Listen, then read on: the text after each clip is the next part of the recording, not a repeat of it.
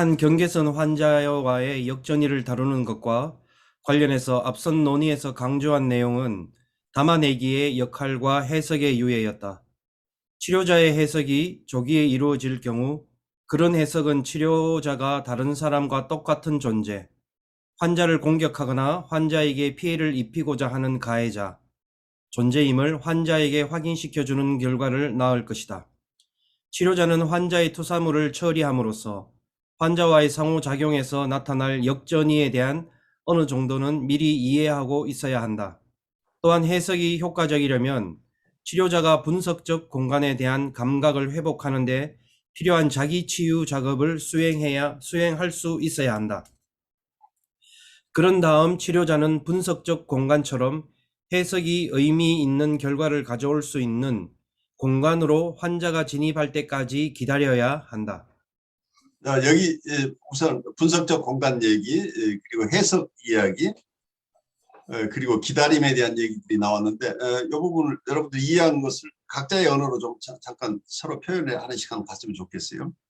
우리가 다 알고 있는 얘기지만 저도 여러분과 이렇게 공부하면서 느끼는 게 내가 몇 년씩 하려고 몇 년씩 공부한 내용이지만 내가 언어로 표현하는 순간 내가 지금까지 만나지 못했던 생각도 함께 섞여 나오는 걸 느껴요. 그래서 어떤 면에서는 우리가 말하는 것 자체가 생각하는 것이다 라고 느껴요, 요즘은.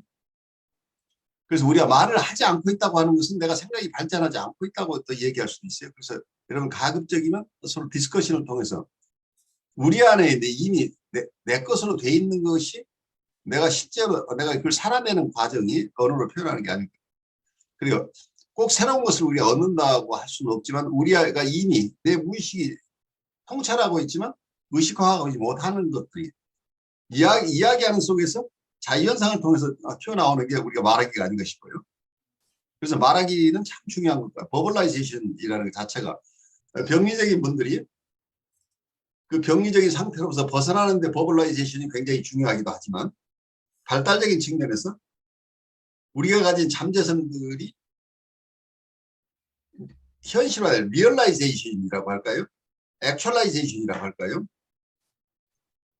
그래서 자기의 포텐셜을 리얼라이제이션을 한다는 것, 그 자기 실현이라고 하는 것을 우리가 좀 폭넓게 봐야 될 것 같아요. 우리 하루하루의 삶 자체가 우리의 휴먼 포텐셜을 살아가는 과정인데 이 휴먼 포텐셜 속에는 이미 우리가 타고난 프리디스포지션은 타고난 부분도 있고 인생을 살아오면서 경험하는 것 중에 무의식 속에 담겨 있는 내 체험이 충분하게 소화됐거나 소화되지 않은 채로 우리의 잠재되어 있는 것, 무의식 속에 있는 영역에. 그래서 타고난 것과 내 체험들이 내 무의식 속에 굉장히 많은 양이 있는데 이것이 통합해 나가는 과정이 말하기 과정이 아닌가 싶어요. 글쓰기도 물론 도움이 되겠지만 말하기는 이건 스폰테이니어스하기 때문에 우리 트루셀프를 사용하지 않고는 말이 안 되죠. 실제 내가 사용되는 거죠. 말하기는. 그리고 굉장히 방어적인 사람은 굉장히 침묵이 많죠. 자기를 드러내는 게 우리가 두렵다는 얘기예요. 그러니까 내가 이해하지 못하고 이걸 혼란스러운 것까지가 우리가 전부예요. 어쩔 때는 내가 얘기하면서 여러분에게 이랬다 저랬다 하는 걸 내가 느껴요. 이 말했다 저 말했다요. 그게 내가 아직 갈등 소화하지 못하고 있는 것들이에요. 이 양극단이 나오는데 그러면서 점차 소화해 나가는 과정을 가는 거죠. 그래서 어떠면 셀프 리얼라이제이션이라는 게 발달 심리에서는 우리는 무엇을 위해서 노력하고 있는가의 타깃이 결국은 자기 실현이죠. 아마 한국에서 직장에 들어가면서 요새 옛날에 그런 말이 없었지만 자소서라는 말을 많이 써요. 자소서를 쓰는 것을 도와주는 업으로 하는 분도 있고 또 그런 강사가 따로 있고 뭐 이런 것 자기 소개서라는 게 이렇게 외부의 규격에 맞추는 게 자기 소개가 아니라 자기 실현을 표현하는 것인데 어쩌면 자기 소개서라고 하는 것 자체도 많은 경우에 그 속에 자기 실현이라는 이런 개념, 메슬로의 견해인데 메슬로의 견해 이전에 서양의 동서양의 전통 속에 자기 실현이라고 하는 것은 아주 근본적인 얘기들이에요. 현대인들만 하는 게 아니고 과거부터 영성의 흐름 속에서도 셀프 리얼라이제이션이라는 게 어떤 면에서는 자기 셀프가 리얼라이즈. 그럼 셀프는 무엇이냐고 할 때 우리가 하나님의 이미지로 우리가 태어났다고 한다면 내가 실현된다고 하는 것은 결국 하나님이 이 세상에 발현하시는 거죠. 그러니까 가드 리얼라이제이션이란 말이에요. 결국 따지면. 그래서 자기 실현은 하느님의 실현이라고 얘기를 하고 또 불가에서는 이게 불성의 실현이죠. 내가 부처가 되는 거잖아요. 그래서 내가 부처가 된다고 하는 것 자체가 내가 진리를 사는 거죠. 그래서 이런 얘기들이 서로 다른 어떤 상징을 통해서 계속 표현하고 있지만 우리의 잠재성을 실현해 나간다는 것. 그래서 이 휴먼 포텐셜이라고 하는데 휴먼 포텐셜은 결국 가드 포텐셜이죠. 우리가 하나님의 모상에 의해서 또는 하나님의 우리를 창조했다고 한다면 우리를 실현하는 게 결국 하나님의 꿈을 실현하는 것이니까 우리 실현이 결국 하나님의 꿈의 실현이고 여러분들이 성령의 삶을 사는 것이고 또 불성에 따라 사는 것이고 이미 우리 안에 있는 것들이 리얼라이제이션이라는 개념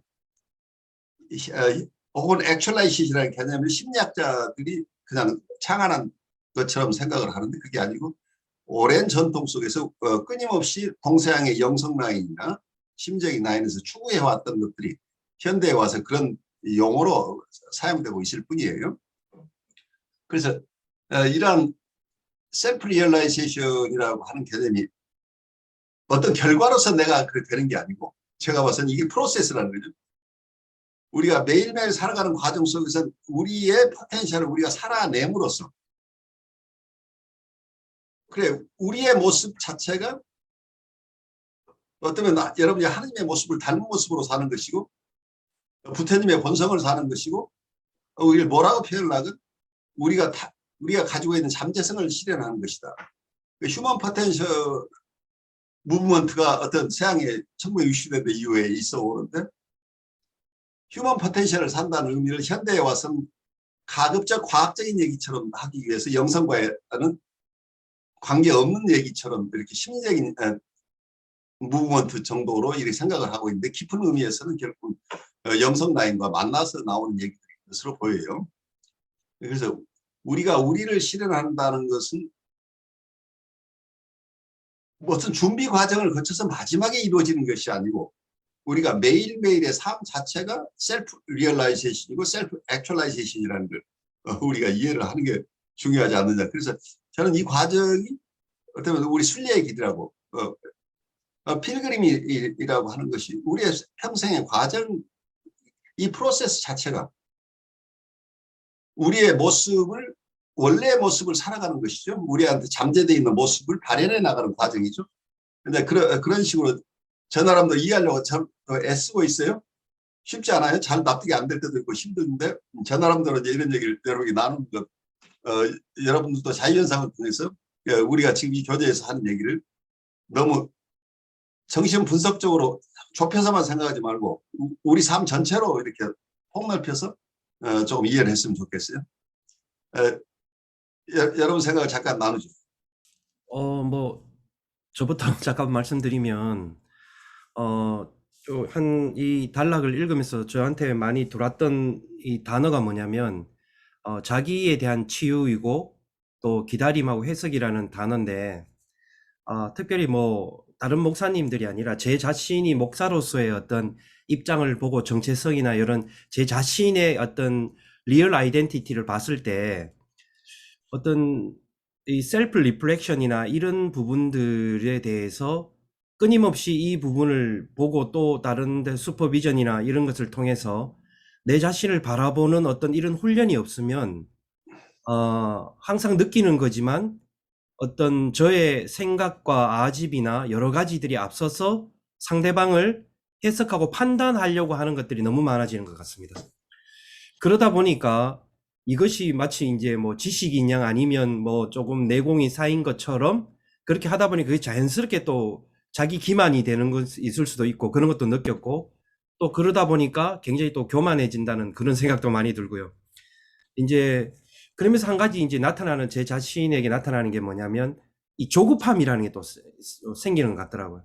이게 조급하다 보니까 보지 못하는 것들도 못 보게 되고 시야도 좁아지고 그러다 보니까 자연스럽게 뭔가 말이 많아지고 그러다 보면 또 내적으로 뭔가 굉장히 공허해질 때가 많은 것 같습니다. 그래서 아까 교수님께서 안 그래도 순례라고 또 말씀 표현해 주셨는데 저도 개인적으로 생각할 때 이런 것들이 매일매일의 수행의 삶으로서의 자기 대면, 때로는 자기 치유, 또 자기 바라봄 이런 것들에 대해서 많이 집중하려고 하는데 이 부분이 치료자이기 이전에 이게 먼저 선행되고 준비되면서 끊임없이 해야지만이 다른 사람을 제가 뭔가 품을 수 있는 그런 공간이 생기는 것 같다는 그런 느낌을 또 많이 받으면서 여기서 굉장히 또 느끼는 게 부족하다는 걸 많이 느끼게 되는 거죠.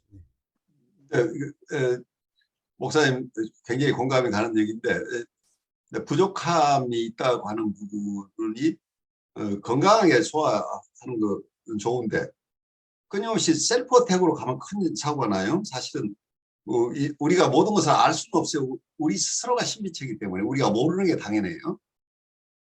그러니까 내가 나를 안다고 하는 것 자체가 어떤 그 시점에서 나를 볼 수는 있지만 정말 내 포텐셜을 다 볼 수는 없는 거죠. 우리가 하나님이 얼마나 큰 분인가를 볼 수 없는 것과 마찬가지로 우리 스스로도 우리가 가진 잠재력이 엄청난데 그 잠재력이 어떤 부분까지는 우리가 알 수 있지만 또 모르는 부분도 계속 있기 때문에 저는 이게 외경심이나 호기심이 굉장히 삶에 중요하다고 봐요. 그래서 나를 보면서도 내가 깜짝 놀랄 수 있다고 한다면 세상을 보면서 내가 항상 호기심을 가지고 경외심을 가지고 그리고 세상에서 새로운 것을 계속 바라볼 수 있는 열린 마음이 생겨날 수 있겠죠. 그래서 내가 부족하다는 부분을 계속 나의 셀프이스팀을 약화시키는 쪽으로 사용하는 분들이 꽤 있어서 우리 목사님 그렇지 않지만 그 부분들이 조금 조심스러운 부분이라는 거죠.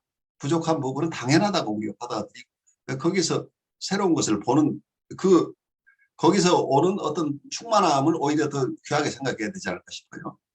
그 앞 시간과 연결된 내용이라 할 수도 아까 저 김동환님 이야기하셨던 내용하고 막 연결이 되는데요. 저는 이거를 어떻게 봤냐면은 아까 교수님 불교의 이야기를 가져오셔가지고 이제 잠깐 했던 이야기인데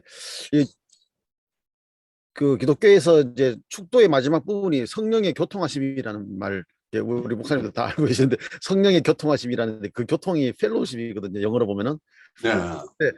어떻게 보면 우리가 이제 습관적으로 뭔가 완벽한 어떤 존재로부터 나의 인격이 잠식당하는 게 그게 마치 어떤 수준에 올라간 것처럼 생각하는 경향성이 있는 것 같아요. 예를 들어서 아주 지식이 많은 교수님이나 이런 분들이 가르침을 주면은 그거를 내가 잘 받아들이는 것이 어떤 나의 성장이고 나의 변화고 이제 수용하느냐 안 하느냐 이제 이런 것 같은데, 근데 이렇게 성경을 봐도 그러 보면은 이게 어떤 그 지식이든지 생각의 지배가 아니고 거기서는 펠로우십입니다. 펠로우십에서는 대화 의사소통이 중요하다는 거거든요. 그렇죠. 예. 완전한 존재가 있다 할지라도 그게 나를 지배하는 게 아니라 완전한 존재와 나와의 의사소통이 중요하다, 이제 그런 이야기가 된다는 거죠. 그리고 당연히 나한테서는 부족한 것이 드러날 수밖에 없지만은 근데 의사소통이 가능하다, 이제 그런 것들이 중요한 것 같아요. 근데 사람들은 자꾸 그런 신앙적인 면이라든지 철학적인 면에서 자꾸 내가 완벽해지기를 바라고 또 완벽한 어떤 인격체가 나를 다스려주기를 바란다는 그런 이제 뭐랄까, 그거는 사실은 완벽한 인격체를 기대하는 게 아니고 내가 완벽한 인격체가 되기를 원하는 소망에서 나왔다고 생각 들거든요. 자기가 전능감이라는 표현 쓰잖아요. 전능감을 전지전능한 이런 것들을 내가 담고 싶은 그 욕심이 있다는 것이지, 그러다 보니까 내가 가지고 있는 어떤 완벽한 이야기를 상대방에게 전달해 가지고 주입시키고 싶은 욕구 뭐 이런 것도 생기는 것 같아요. 근데 그보다 더 중요한 거는 제가 이제 공부하면서 느껴지는 게 의사소통이구나. 저도 이제 정신분석학하면서 프로이트는 조금 마음에 안 들지만은 정신분석학에서는 거의 완벽한 학자라고, 이론도 그렇게 완벽한 이론들을 자꾸 내놓을 줄 알았는데 보니까 허점이 많더라 이거죠. 그렇죠. 예, 차점이 많고 심한 경우에는 아니면 말고라는 느낌까지 막 들더라고요. 그래가지고 그렇죠. 이게 완벽한 게 아니라 그냥 프로이트는 의사소통을 하고 있구나 그 생각이 들더라고요. 그래가지고 누군가가 거기에 대해서 논쟁을 하듯이 달려들어가지고 서로 막 이렇게 이야기 나더라도 그걸로 내가 무너지는 게 아니라 의사소통이 가능하다는 자체가 아주 중요한 것 같고요. 여기에 아까 해석에 대한 것도 의사소통의 문제이지 나의 해석이 완벽하기 때문에 그 내담자에게 밀어넣겠다 이러는 순간 사실은 치료적인 공간이나 이런 것들이 다 없어져 버리는, 다 사라져버리는 거예요. 그렇게 되면. 예, 그렇게 되는 것 같아요. 그래서 그 내가 수용한다라는 자체가 뭐냐면은 어떻게 보면은 내가 의사소통할 수 있는 능력이 있다 이제 그런 생각이라 가지는 것이 아닌가, 그런 생각을 해보고요. 결국에는 내가 갖춰야 되는 것은 완벽한 지식이나 완벽한 기술이 아니라 상대방과 의사소통할 수 있는 그런 마음들, 그게 아닌가 이제 그런 그 생각이 듭니다. 굉장히 중요한 말씀을 주시는 것 같아요. 그 상대방을 나와 다른 인격으로 수용해낼 수 있는 능력이죠. 그래서 판단적이 아니라 신비체로서 상대방을 봐야 저 사람이 괜찮은 사람이 아닌가라는 것보다 내가 알 수 없는 신비체로서의 또 새로운 대상이죠. 그러면서 서로 돕고 살지만 또 자유스러운 그 이율배반적인 것, 패러닥시카라는 것을 우리가 이해를 해야 되는데 우리는 이 애매모호하고 패러닥시카라는 것을 수용해내는데 그게 어려워하는 것 같아요. 그래서 아까 제가 말씀드린 스스키가 이런 얘기를 해요. 저기에 하얀 뭉게구름과 그리고 푸른 산이 같이 있어요. 하루 종일 산 위에 흰 구름이 떠 있어요. 그래서 이 흰 구름과 저 산은 계속 같이 있어서 굉장히 밀접한 것 같은데 서로에게 간섭하지 않고 그냥 자유스럽게 있는 거죠. 서로 자유스럽게 있지만 또 서로 무관한 게 아니죠. 둘이 같이 있음으로써 아름다움을 창출해내고 있는 거죠. 어쨌든 서로 독립되어 있는 것 같지만 독립되어 있으면서 또 서로 도움을 주고받으면서 의존하는 관계. 이게 이런 얘기를 스키가 하고 있는데 이게 페어벤이 인간의 관계를 볼 때 이 어떤 구름과 산과의 관계 스키가 한 얘기를 마치 정신분석적으로 얘기하는 것처럼 들리는 게 어떤 게 있냐면 우리가 어려서는 어쩌면 임머처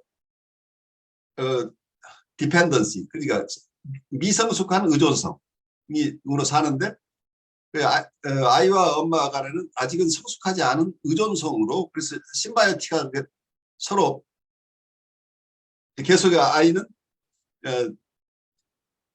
대상이 자기를 무조건적으로 한 몸으로서 살아주기를 원하는 이런 니드가 끊임없이 있는 거죠.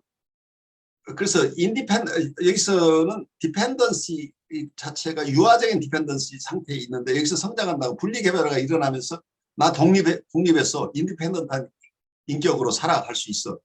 그래서 세퍼레이션이 가능해지는 거예요. 분리개별화가 일어나면서 인디펜던트 어떤 퍼스널리티가 일어나는데 근데 많은 분들이 이 인디펜던스 자체가 완성이라고 착각하고 있는데 페어벤 얘기는 머처 디펜던스가 필요하다. 독립된 인격끼리의 의존성이 또 필요하다. 그래서 머처 디펜던스 서로 기대면서 사는 게 사람이라고 동양에서 사람인 자를 두 사람이 기대고 있는 모습으로 쓰고 있는 게 굉장히 심볼릭하죠. 사람은 사회적인 존재이기 때문에 서로 도와가면서 사는데 독립된 인격으로서 서로 의존한다는. 의존하지 않는 것이 아니고 의존하지만 독립된 인격으로서 건강하게 내가 아닌 다른 분의 인격을 서로 존중하면서 그렇지만 서로 의존하면서 살아가는 게 이 세상이다라고 이런 페어벤의 어떤 인간 우리의 심리 구조론이 결국 페어벤이 얘기한 센트럴 이고나 이런 것을 떠나서 궁극적으로 이 독립성과 의존성을 상극의 관계로 보지 말라니. 독립이냐 세퍼레이션이냐 아니면 머지된 상태냐. 융합이냐 분리가 아니라 융합하면서 분리가 되는 거예요. 그러니까 이 상태가 그가 머추어하다고 하는 것은 충분하게 융합하면서도 서로 침해하지 않는 독립성을 유지하면서 융합할 수 있는 능력이죠. 말하자면 모순처럼 느껴지지만 서로 충분하게 의존하면서도 자기의 독립성을 고유한 인격체로서 기능한다고 하는 거죠. 그래서 우리는 서양의 어떤 관념 속에서는 계속해서 어떤 이분법으로 융합이냐 분리냐라고만 보는데 융합과 분리, 융합한 상태이면서 분리된 상태. 그래서 이 패러닥시칼한 동양적인 상호를 우리가 좀 이해할 필요가 있는 거죠. 그래서 서양 사람들도 일부 수용해내고 있는 거죠. 저는 그 분석적 공간이라고 하면은 그 내담자의 어떤 그런 감정들, 정서들 거기에 이렇게 매몰되지 않은 그런 거를 이렇게 분석적 공간이라고 볼 수 있을까요, 그러면? 그러니까 두 가지로 볼 수 있는 거죠. observing ego와 experiencing ego라고 보통 이렇게 얘기를 하는데 우리가 만나는 내담자를 공감할 수 있는 것은 experiencing ego로서 충분히 정서적으로 공감을 하지만 또 한편에서는 내가 저 사람과 온전히 하나가 아니라는 것을 또 이해할 수 있어야죠. 근데 공감하지만 또 저분은 독립된 인격이니까 내 나름대로의 독립적인 관찰하는 자, observing ego는 따로 가지고 있어요. 이게 observing ego라는 말을 분석가에게 적용하니까 말하자면 analyzing ego가 되겠죠. 분석하는 ego가 따로 있어야 된다. 그래서 내 마음이 충분하게 정서적으로 공감하지만 분석적인 내 기능을 상실하지 않아야 된다. 우리가 내담자 이 observing ego나 analyzing ego가 있다는 얘기는 analyzing space가 있다는 얘기죠.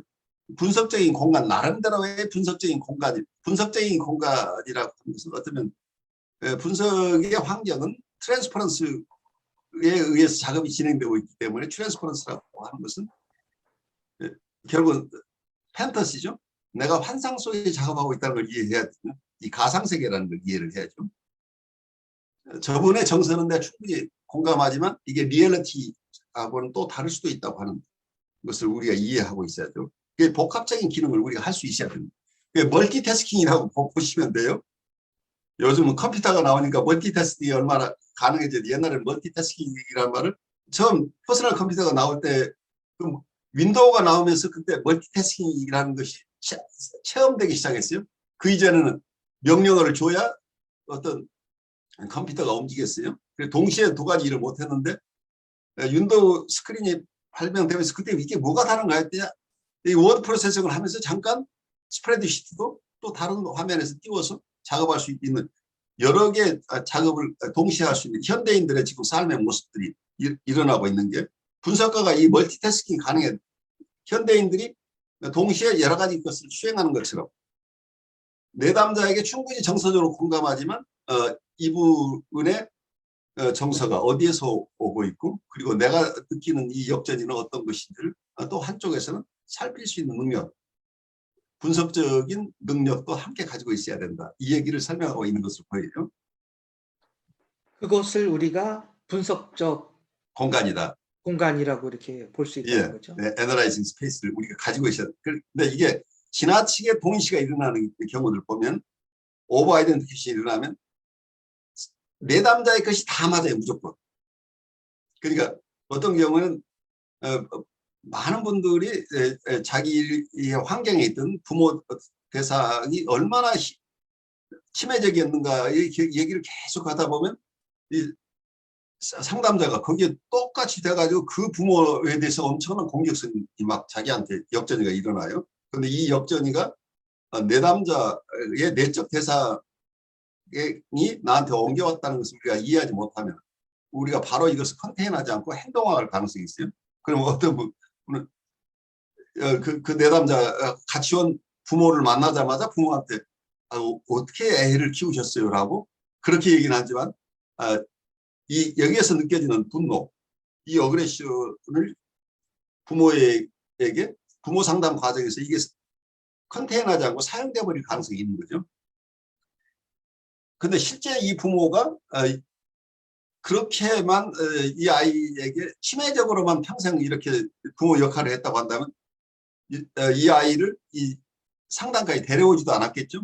그렇게 자기중심적이라고 한다면 이 아이를 그래도 지금 아이가 여기까지 자라서 부모가 뭘 얼마나 힘든지에 대해서 얘기하고 있다고 하는 것 자체는 이미 이 부모가 상당한 역할을 해서 이 아이가 여기까지 왔다는 건, 그러니까 부모로부터 받은 사랑과 부모에게 느끼는 분노가 이 두 가지가 있다는 거, 이 패러닥식한 것을 소화하지 못하는 거죠.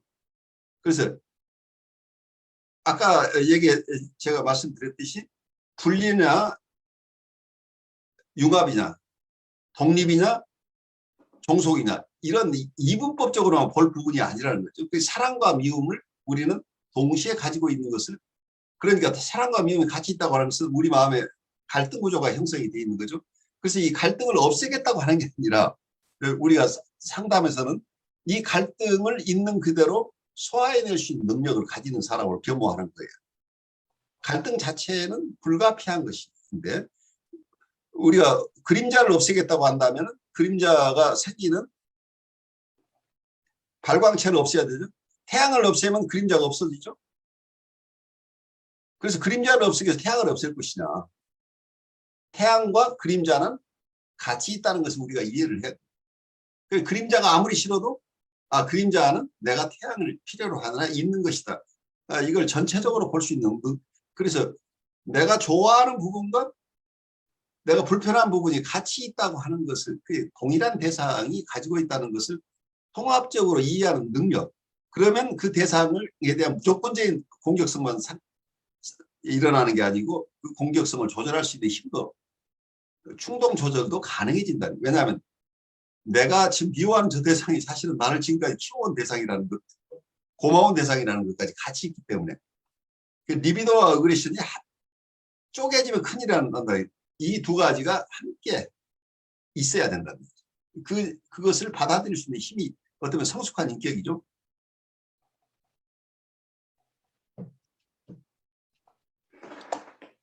네, 뭐 제가 좀 이렇게 마음이 와닿는 게 아까 좀 전에 말씀하셨던 것처럼 그 내담자와 그 정서적인 부분들이 확 밀접돼 갖고 꼭 내가 경험한 것처럼 이렇게 이제 뭐 부모에게 항의를 한다든지 네, 그렇죠. 이제 그런 경우들이 생길 것 같은 생각이 드는데, 또 한편으로 봤을 때는 그 후설이 얘기하는 그 현상학이 생각이 나더라고요. 예.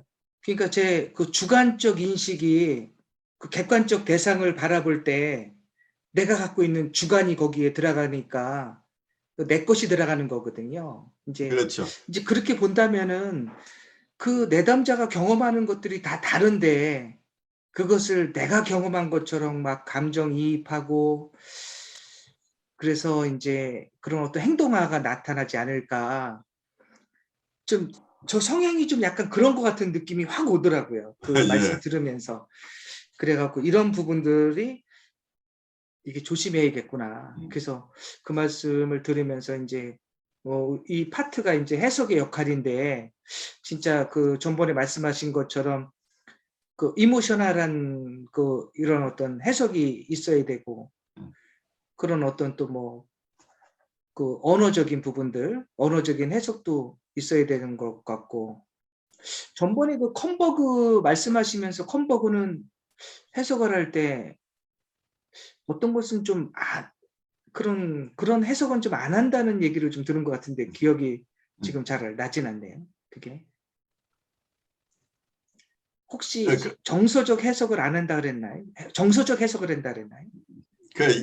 어떤 그 해석과 여기서 담아주기, 말하자면 혹은 안아주기, 홀딩이나 혹은 컨테이닝과, 그러니까 이모셔널 커뮤니케이션이나 이런 것하고 인터프리테이션이 서로 다른 것처럼 얘기를 하는데 사실은 구별하기 힘들다고 저는 봐요. 해석을 하지만 정서적인 커뮤니케이션을 충분히 담은 해석은 어떤 면에 이가 정서적인 커뮤니케이션과 섞여 있어서 이 두 가지가 분리가 안 되는 부분이죠. 어쩌면 우리가 정서적인 커뮤니케이션을 한다고 하지만 그 속에는 이미 심리 내적인 해석이 있기 때문에 정서적인 커뮤니케이션이 되는 거죠. 사일런트 인터프리테이션이 이미 우리한테 일어나고 있어요. 그런데 문제는 우리 내담자 해석을 언어로 표현하는 해석을 드러낼 수 있는 능력이 있느냐 없느냐에 따라서 내가 해석을 전달하느냐 안 하느냐의 차이지. 분석가는 모두가 분석하는 사람이에요. 분석한다는 얘기는 해석을 하고 있다는 얘기죠. 그리고 우리 모두가 해석을 하고 있어요. 우리가 사물을 이해한다는 건 사물을 분별하는 거죠. 이건 이렇게 됐고 저건 저렇게 됐어. 우리 나름대로 하이파스 가설을 가지고 세상을 살아가잖아요. 우리가 내 이웃을 만날 때도 저분은 이런 분이야 라는 내 언더스탠딩이 배경에 깔려있기 때문에 우리가 그런 해석들, 우리 심리 내적인 해석들은 누구나 하고 있는 해석이죠. 그걸 컨젝처라는 용어로 찰스 브렌나가 컨젝처라는 용어를 써서 인터프리테이션하고 다른 용어를 썼어요. 그만큼 의식이 있었던 거죠. 심리 내적인 해석을 컨젝처라고 얘기를 해요.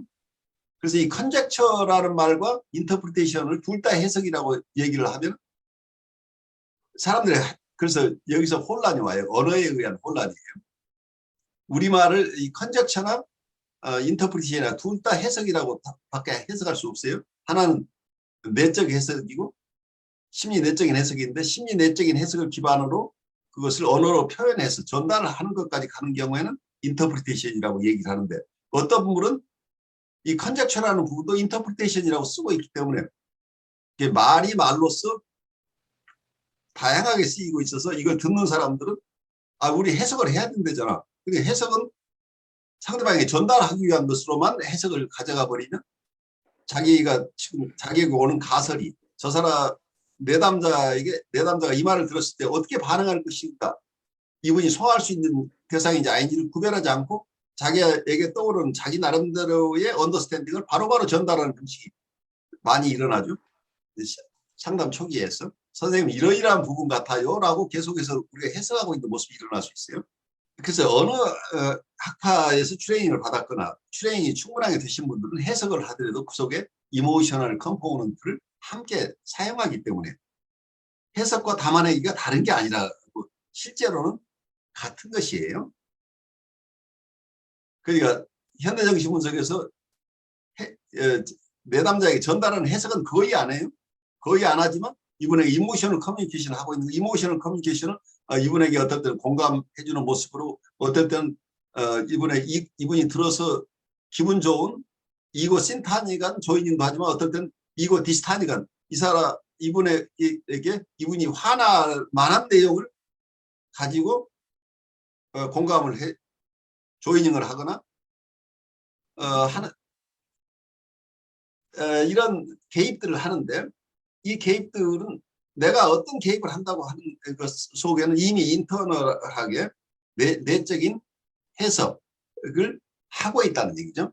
그래서 해석과 그 해석이 아닌 기법들을 엄밀하게 구별하는 것 자체가 사실은 인위적인 거죠. 컨젝처와 인터프리테이션을 이렇게 많은 사람은 의식하지 못하고 있죠. 그래서 찰스 브레너는 굉장히 논리적이고 엄밀한 사람이기 때문에 우리 정신과정 속에서 일어나는 현상으로서의 컨젝처와 그걸 배경으로 하는 해석이 엄밀하게 구별할 필요가 있겠다. 그래야 우리가 혼란에서 벗어날 수 있겠다는 것 때문에 이 용어를 도입하죠. 그래서 이 찰스 브레너는 어떤 기존의 개념 중에 필요 없는 것을 하나하나 없애가는데 이분이 덧붙인 개념이 한두 개가 있는데 그 중에 하나가 이 컨젝처라는 용어를 도입하는 거죠. 금방 그 주제에 대해서 이렇게 생각을 해보니까 또 요번에 이 분노와 증오, 제가 이제 내담자한테서 이런 뭐랄까 상담이 이제까지 별로 진전이 없다, 별 도움이 안 된다 하고 또 여러 가지 어떤 공격적인 느낌의 경험을 하고 일단 상담이 좀 종교는 아니지만 이제 잠시 중단하는 걸 원해서 중단을 하면서 그 분석적 공간이랄까, 좀 그 중에 이제 시간을 좀 공간을 가졌던 것 같아요. 그러면서 저도 교수님한테도 얘기하고 교수님 의견도 듣고 내 마음속에서 그분을 떠올려서 이렇게도 생각해보고 저렇게도 생각해보고 이런 과정이 저한테 좀 꽤 있었던 것 같아요. 근데 이제 얼마 전에 지난주인가 이제 다시 이야기하고 싶다 해서 만났는데 제가 상담하는 동안보다도 그 기간 동안에 훨씬 더 좋아졌더라고요. 그렇죠. 그러니까 이분 자체의 셀프 리플렉션이 일어나면 이분 자체 아까 얘기한 자기 스스로의 해석이 일어나잖아요. 예, 자기에 대한 이해가 깊어진다는 얘기는 결국 이 사람의 컨젝처가 능력이 형성이 된 거죠. 셀프 리플렉션을 한다는 얘기 자체가 이 사람의 컨젝처, 자기를 바라보는 퍼스펙티브가 생겨난 거죠. 그래서 자기에 대한 이해가 높아졌다는 얘기죠. 그래서 현대정신분석에서는 굉장히 중요한 게 해석을 머추레이셔널 인터프리테이션이라고 얘기를 하는데 성숙적인 해석이 필요하다. 그래야 우리가 해석이라고 내가 아는 진리를 선포하는 것을 해석이라고 착각을 하는데 그게 아니고 해석은 내담자에게 필요할 때만 사용하는 것이다. 내담자에게 도움이 될 때만 그 진리가 도움이 된다는 얘기예요. 진리가 내담자가 소화할 수 없는 것이면 그건 무기라는 얘기예요. 내담자를 해칠 수 있다는 얘기예요. 그래서 해석 자체가 좋고 나쁜 게 아니고 해석이 어떻게 쓰이느냐, 어떻게 사용되고 그것이 어떻게 받아들이냐가 더 중요하다. 이걸 살피는 것이 훈련이에요. 그러니까 내가 저 사람을 몰라서가 아니라 내가 아는 사실, 너무 명명백백한 사실을 알고 있다고 할지라도 이것을 이 사람에게 전달하는 게 좋은지 아닌지를 내가 식별할 수 있어야 됩니다. 그게 바로 내담자 중심의 상담입니다. 상담자 중심의 상담은 내가 이런 훌륭한 인사이트를 가졌으니까 이걸 자랑하고 싶어요. 우리 나르시시즘이. 너 몰랐지? 너는 사실은 이런 사람이야 라고 내가 알려주고 싶은 욕구가 막 생겨나는데 이걸 컨테인하면서 이분 스스로 나에게 이런 부분이 있구나라고 스스로 통찰해낼 수 있는 능력, 스스로 성찰해서 자기의 이해가, 자기의 언더스탠딩이 일어나서 자기의 컨젝션 능력이 발달하는 이제 이 과정들이 필요해서 가장 훌륭한 해석은 내담자가 하는 해석이라고 봐요. 현대정신분석에서. 그래서 우리가 저 사람이 가져가야 될 그 공을 가져오려고 애쓰지 말라는, 그분이 해석을 스스로 해낼 수 있을 만큼 되면은 어떤 경우에는 시간이 걸리니까 이분이 할 수 있지만 내가 조금 도와주는 입장에서 해석을 할 수는 있지만 이분이 스스로 이 해석을 가지고 자기 스스로도 해석을 해낼 만한 능력이 생기기 이전에 계속해서 이분에게 좋은 통찰을 준다고 해석을 하는 것이 무리인 경우들이 발생한다는 거죠. 그런데 김선 선생님이 아까 그분이 선생님하고 계속 상담을 했는데 효과가 없는 것 같아요. 저 혼자 좀 시간이 필요한 것 같아요 라고 하는 것 자체가 이분의 이고가 성장하고 있었다는 증거죠. 이분이 선생님과 다른 자기의 트루 셀프를 지금 발견해 나가고 그 과정이잖아요. 그러니까 자기의 불편한 얘기를 언어 버벌라이제이션 하고 있다. 이분이 가지고 있던 어그레션이 버벌라이제이션 되고 있다는 것 자체가 치료 성과예요. 가장 중요한 치료 성과죠. 근데 이것을 비난하지 않고 그걸 그대로 수용해 준 경험이 결국 이분이 다시 돌아오게 되는 거죠. 이때 이분은 그러지 말고 내 얘기를 아직 잘 못 알아들으시는데 내가 좀 더 잘 설명할 테니까 우리 몇 회기 더 합시다 라고 한다면 이분은 결국 나하고 관계를 지속하기 어렵게 되겠죠. 나의 계속해서 이분을 인격을 존중하지 않고 치매적인 모습으로 우리가 계속 남아있는 상황이 일어나는 거죠. 근데 이분이 내가 무시당하고 형편없는 존재, 내가 도움을 주지 못하는 존재로 느끼는 이 정서를 표현하는 것을 컨테인하고 그대로 수용했다고 하는 게 굉장히 큰 도움을 주신 거죠. 김나은 선생님 이 얘기를 좀 더 듣죠. 네. 그래서 정말 책에서 본, 뭐랄까, 내담자의 공격성을 잘, 이렇게, 제가 예, 어쨌든 그런 현상이 굉장히 성장하는데 도움이 되었다라는 부분을 이번에 좀 체험을 하게 된 계기인 것 같아서 훨씬 더 이제 힘이 좀 생긴 것 같고요. 그러니까 해석을 제가 하지 않고 속으로만 좀 고생을 했죠. 심지어 신체적 증상도 막 저한테 나타나더라고요. 나타나죠. 자다가도 막, 왜냐면 내가 이걸 자다가도 컨테이너 이거 내가 프로세스가 안 되니까. 막 심장이 막 뛰고 생각만 하면 화가 뻗치고 막 이런데 교수님 말씀대로 그분이 그런 부정적인 얘기를 저한테 했다는 것 자체가 이제서야 좀 고마운 마음이 좀 드는 것 네. 같아요. 네. 그리고 저 자신한테도 좀 뿌듯한 느낌이 들고, 이게 화가 아니라 이제는 그만큼 내한테 이야기할 만큼의 내가 뭔가 신뢰가 형성이 됐구나라고 해석이 되면서 좀, 그래서 요번에 이제 이야기를 쭉 듣는데, 그분이 원래 이제 신체적인 문제가 있어서 세상에서 뭔가 일을 하기 힘들어 하셨던 분이었거든요. 그러니까 집에서 몸을 계속 케어해야 되고, 그러니까 그분이 심한 우울증에 있어서 무기력한 존재로 있었던 거죠. 그렇죠. 예. 그게 정서적인 심리적인 것보다 아예 그냥 신체화로 많이 있었던 분인데, 요즘 이야기 들어보니 그런 부분을 자기가 이제 어려웠다는 사실조차도 잊어버릴 정도로 몸의 증상도 사라졌더라고요. 그러니까 몸의 증상이 왜 일어나냐면 이게 심리 기구가 있어서 이분의 공격성을 심리적으로 컨테인하면서 그 속에 왜 그러는지 따져보고 미닝을 찾아내고 그 자기가 화나는 것을 정말 화가 났다고 그냥 뭐 수용해 줄 수 있는 능력이 이분에게 없었다는 거죠. 그러니까 이 베타 요소를 알파 요소로 바꿔야 되는데 그 기능이 아직은 이분의 이고 스트렝스가 약하기 때문에 그걸 못해서 그러니까 이게 뭔가 외침이 있는데 이 공격성이 있는데 이게 프로세스가 안 되니까 결국 이게 몸으로 가버리니까 내 마음이 프로세스 해야 될 것을 몸이 하니까 몸도 프로세스 할 수 없으니까 몸이 할 수 있는 유일한 반응은 아픈 거죠.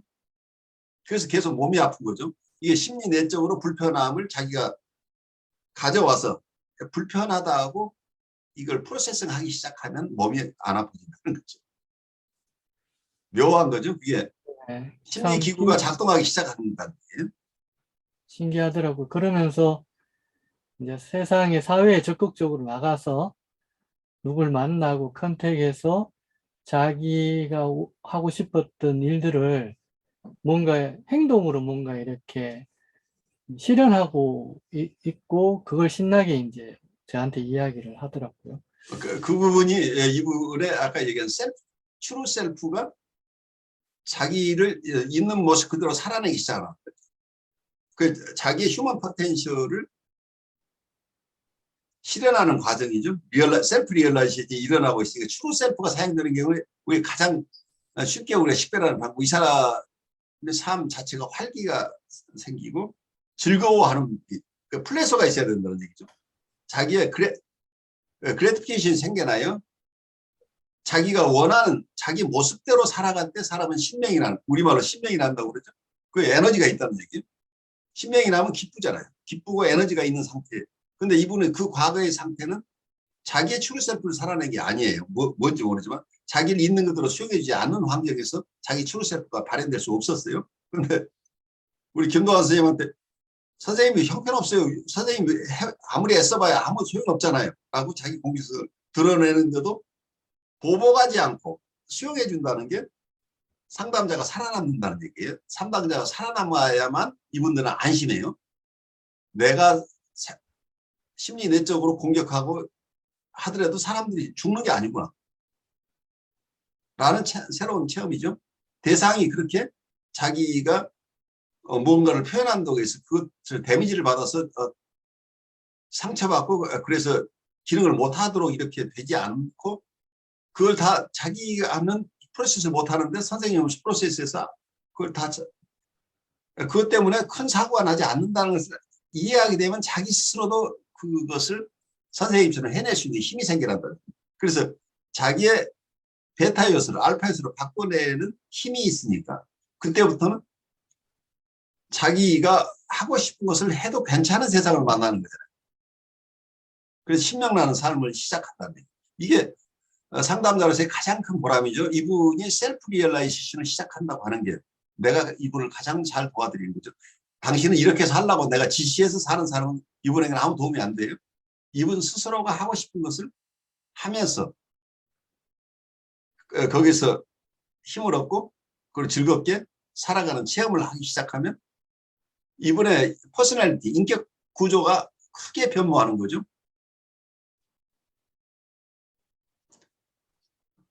그래서 참 신기하다는 느낌을 많이 받았었고요. 네. 그리고 기쁘고 일단 네. 네. 많은 배움이 있었던 그 케이스였던 것 같아요. 그래요. 아주 귀한 케이스를 나눠주셔서 고마워요. 어쩌면 굉장히 어려운 내담자를 여러분들이 어려운 이웃을 만나면서 보람은 이제 이런 것들이죠. 우리가 원하는 삶이 아니라 그분 스스로가 선택하는 삶을 즐겁게 살아갈 수 있는 사람으로 변모한다고 하는 것. 이게 트랜스포메이션이죠. 조금 전에 말씀드렸던 어떤 그 변화, 변형이라고 하는 인격 체제의 변화죠. 이분의 세상을 바라보는 퍼스펙티브가 달라졌다고 얘기할 수, 이분의 관점이 달라졌다고 하지만 또 어떤 학자들이 얘기하면 이건 하나의 사이칼라지컬 오거나이저로서 심리의 오거나이저라면 조직자라는 거예요. 이분은 어떤 사람은 이 공격성을 중심으로 세상을 오거나이즈해요. 그러니까 이 사람이 사는 삶은 투쟁의 삶이에요. 어떤 사람은 자기가 자기의 어떤 세상을 긍정적으로 바라볼 수 있는 힘 혹은 세상을 모든 것을 미닝을 찾는 이런 삶을 시작하는 사람들은 그분들의 세상을 오거나이즈한 그 단순한 퍼스펙티브라고 어떤 세상을 구성한다. 이분이 세상을 창조해 나간다고 이렇게 얘기할 수도 있죠. 어떤 면에서. 또 동일한 세상이지만 이 사람은 자기가 체험하는 삶이 한 사람은 굉장히 부정적인 삶을 체험하고 평생을 살아가고 한 사람은 굉장히 긍정적인 삶을 살아가는데 이 세상을 조직하는 원리가 이분은 부정적인 어떤 사이칼라지컬 오거나이저로부터 긍정적인 오거나이저로 바뀌는 이런 거라고 설명할 수도 있겠죠. 설명하는 방식은 각각 다르지만 어쨌든 이분이 자기가 타고난 것인지 아니면 자기가 살면서 원하는 삶인지 어쨌든 자기가 참으로 살고 싶은 삶을 자연스럽게 살아가는 거죠. 그래서 여기서 굉장히 중요한 부분이 내가 어떤 것이 되겠다는 것보다 지금 현재 삶 자체가 내가 나의 트루 셀프를 발현하는 삶 자체가 이미 깨인 삶이에요. 그 이후에 무엇을 얻는다는 게 중요한 게 아니고 지금 이 사람이 자유스럽게 사는 삶 자체가 이미 트루 셀프를 사는 삶이라는. 그래서 아까 우리가 한꺼번에 깨치는 것이냐 아니면 천천히 어떤 깨침을 얻어가는 것이냐 같은 얘기. 어떤 이 프로세스를 어느 단면을 잘라서 보느냐겠죠. 이분은 이미 굉장히 어려운 과정, 힘든 과정을 거쳐왔죠. 그렇지만 일순간이라고 또 이 과정을 통해서 이 참 자기로 살아가는 체험을 하는 순간 이분은 전혀 다른 삶을 살기 시작했다고 하는 점에서 일시에 깨쳤다고 얘기를 할 수도 있겠죠. 그런데 이렇게 큰 어떤 어웨이크닝이라고 할까요? 큰 새로운 삶에 대한 인식이 자기에 대한 셀프 이스팀이 크게 바뀌면은 이분의 퍼스널리티 자체가 인격 구조에 큰 변화가 생겨나면서 이전의 삶과 완전히 구별되는 새로운 삶이 시작되는 것처럼 보여요. 여러분 안녕하십니까? 혁신 라이프 코칭 연수원 ICC 창설자 신현근 정신분석학 박사입니다.